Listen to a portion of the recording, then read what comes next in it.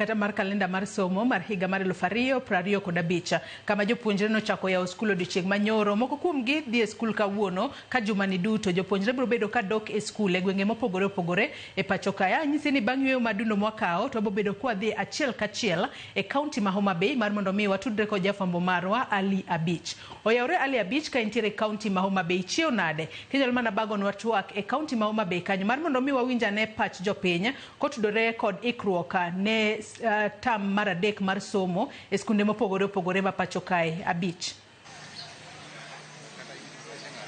Erokamano Joyce, mana kaka iwacho nendo wabiro achiel kachiel ka wantiere bomni ma Homa Bay kendo kaka inyalo neno wan e tesend nyamburko ma Homa Bay kandi kama osthoro bedo ga modech mokalo wanyato e kinde ma koro jopuonjre wuok e miere ka gidhi e skul bang' ka giwuok e yweyo madundo ka ne olor skunde tam mar ariyo kendo chakre odiochieng' manyoro kawuono kaachiel kod juma ni mangima jopuonjre mopogore opogore biro bedo ka wuotho ka gidhi e skunde ma gintie bang' ka koro ne oyaw ayanga e skunde pacho kandi ne somo ma tam mar adek mabende ne tam kalenda mogik e higani endi ma 2025 kendo sani koro jopuonjre biro dhi nyime kod chenro mag somo bang' ka ne sirikal oseyawo ayanga sendo mag somo odiochieng' manyoro ka thoth jopuonjre odiochieng' makoro neno ka wuotho ka gidhi e skunde mopogore opogore ka gidhi ikore ne somo e tam mar adek e pacho kaendi. Joyce, okinyi ma kawuono en mor mara mar bedo kod twak gi jopiny e kaunti ma Homa Bay kaendi kama oting'o jonyuol jogo eko manie sekta mar wuoth kaachiel kod jokanyo weche mag somo mar ng'iyo ni to tam mar adek ni endi waseneno ka ywak osebedo ka bedo ahinya to kaka sirikal osebedo ka oro omenda mag somo ne skunde ma bende samoro nyalo rocho chenro mag somo ke jonyuol bende ywago ngima matek kalore kod mwandu mopogore opogore ma jopuonjre nego bende donjo go e skul. Emomiyo okinyi ma kawuono wadwa winjo pache jogo eko manie sekta mar somo ne gin kaka jonyuol kata jogo eko manie sekta mar somo ang'o ma gineno ikruok mane manitiere kanya komotere kod ikruok ne yepo mar skunde manochakore odiochieng' manyoro kendo pod dhi nyime e juma ni mangima. Moses Nyambere kachako kod twak okinyi ma kawuono achiel kuom jogo eko ma otelo ne riwruok mar jonyuol e kaunti ma Homa Bay kaendi kaka jonyuol ikruok useketo machalo nade sama koro iyawo ayanga skunde ne somo ma tam mar adek e pacho kaendi. Erokamano Ali Abich, an kaka jatelo maduong' ma jonyuol ma Homa Bay County Dr. Moses Nyambere waseketo ikruok maber kendo waketo lwasi maber sama nyithindo gidonjo sani wan koro waritore mondo nyithindo godonji mondo wachak miyo gi somo.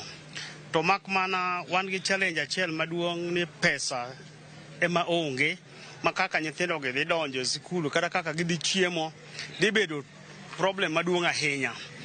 No wachi ni pesa ni oro to pok odonjo kendo iyudo ka skunde madongo dongo ywak kata gi matindo ywak kaka nyithindo dhi chiemo to jopuonj to nosepango kendo pangore koro ikore rito mana nyithindo donji.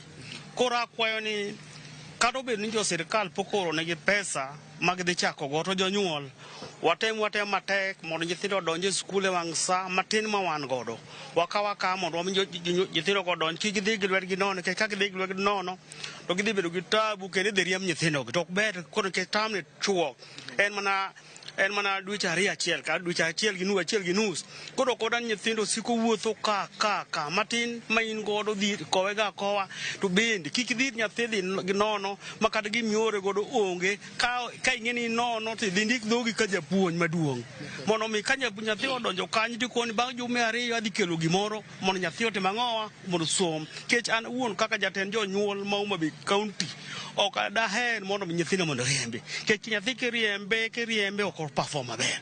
Nyathi ma ni skul seche te en nyathi ma perform maber. Koro akwayo bende jo sirikal ka uyie onego chupe promises maru man to wacho ndio uko ne nyithindo uko pesa skul nikech sani jopuonj madongo gi iyudo ni gin gi gope madongo e skul mag supplies boge chulo suppliers bende ologi kaka nyalo timo onge. Koro akwayo ni sirikal bende tem korgi wan bende wa jonyuol watem koro mondo nyithindo bed e skul seche te kech wadwaro ni nyithindo perform maber to nyathi ma perform maber ni nyathi mo bed e skul seche te ma ok riembi. Koro akwayo jonyuol ka ukoru Moses san kod gi penjo achiel kapok aweyo ng'ama chielo wang'eni somo chalo kit kinde adek ma japuonj wayo kore janyuol kaachiel kod nyathi. Waseneno kinde ma iyawo skunde kaendi ka thoth jonyuol e skunde moko osebedo ka jonyuol monjo ka giseyo japuonj timo marach skunde ma gintiere. En gima osebedo ka dhi nyime ahinya to kaunti ma Kaluo kaneno ka kinde ka kinde tam ka tam kiyawo skul waseneno ka nitiere skunde moko ma jonyuol thoro monjo e skunde ka gigolo japuonj maduong' e skul kanyo e weche motenore kod kaka jopuonjre osebedo ka timo e skul kandi. Kaka janyuol bende no ka en gima ne kare mondo mi jonyuol odhi mar monjo skul ka gigolo japuonj kalore kod duoko marach e skul, to bende no ka jonyuol timo part margi maneno ni duoko mar skul ok owe mana ne jopuonj kende. Erokamano Ali Abich. Jonyuol matimo ni riembo nyithindo, riembo jopuonj e skul kata riembo japuonj maduong' e skul timo makosa maduong' ahinya. Nikech samoro jonyuol matimo kamano, they are not even supporting the school. Eyo ka skul kanyo ok odhiye, ok owinj problem mantie skul kanyo. Iyudo ka jopuonj madongo nigi problem maduong' ahinya. Mokwongo jonyuol matimo kamano kata fees ok gichul. Iwinjo gin gi result biro ka bende fees ichule wang' sa, nyathi ni skul e wang' sa, to nyathi ma isikiriembo seche te janyuol kopono nyathi no riembi de modi iwuog japuonj maduong' e skul kanyera moloyo ni in irito ni performance obedo marach dhi riembo japuonj maduong' e skul, to makosa en mari iwuon, in bende in wiyi osewil gi makosa mari. Erokamano ahinya. Mano jakom jonyuol e kaunti ma Homa Bay kani kogolo pache. In bebo chako kod nyingi tigiswa ni chakane gi nyingi to kaka janyuol bina ka ket makare sama ko nyithindo dhi e weche mag somo e tamar adek miloro godo higa. Erokamano Ali Abich. An kuom nyinga iluonga ni Paul Otungo Chieng'. An achiel kuom direpe ma operate between Homa Bay and Kisumu. En sama koro kende ma nyithindo koro dwa wuok e mier ka dok e skul. Akwa direpe wetena jonyuol osetimo patgi, gisetemo gi yore mang'eny, giseyudo gimoro matin ma nyithindo nyalo donjo go e skul. Koro akwa direpe wetena mondo kik watim harassment ne nyithindo, wakaw nyithindo wakete geche, wateri kuonde ma gidhiye yo makare, kik wahai kuru bei ni koro sani nyithindo dok skul ni koro wachoruru bei malo, nikech sani ofuke jonyuol odong' nono. Koro akwa jok matiyo e sekta mar matatu, jok makonyore go agents, conductors, watrituru nyithindo in a good way nikech wan bende wan parents. Erokamano. Wacho wach maber mar jonyuol jogo iko mane sekta mar matatu kik ber ka medo bei sama ko nyithindo wuotho ka gidhi e skunde kamaendi. Waseneno e sekta mar ka sama jowuoth ng'eny tich bedo matek ahinya sekta. Ineno ka jomoko ting'o jowuoth ma ikalo tong', fare bende medo. Kaka ujo matatu ma Homa Bay kaendi okenge magi moseketo maneno ne wuoth nyithindo ka dhi e skul ka gi miere ka dhi e skul ngima gi obedo makare ka gichopo e skul kaendi ne bende weche mag medo fare ne jawuoth ok obedo mondo mi jonyuol kik med hinyore ka galure kaka ngima sani chalo. Otelo mar Homa Bay kaka wan jo matatu oseket chik ma koro ok wadwa geche mating'o nyithindo ma excess, yani mokalo tong'.